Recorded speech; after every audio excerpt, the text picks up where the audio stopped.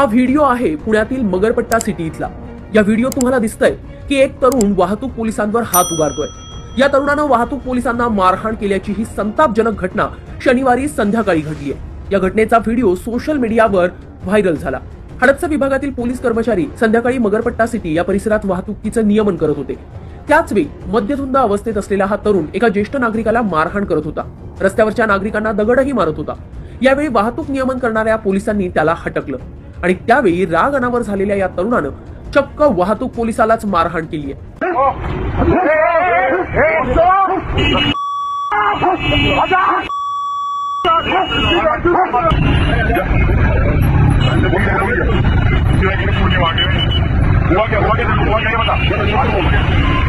हा video social मीडियावर मोठ्या प्रमाणात व्हायरल होताच पोलिसांनी या तरुणाला ताब्यात घेतलंय।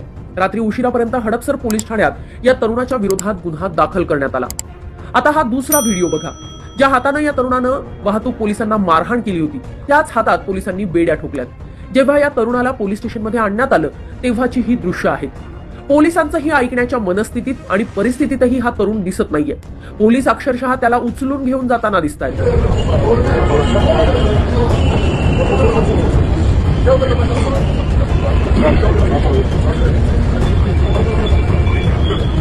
दरम्यान पोलिसांनी दिलेल्या माहितीनुसार हा तरुण मानसिक रुग्ण असल्याचंही समजतंय।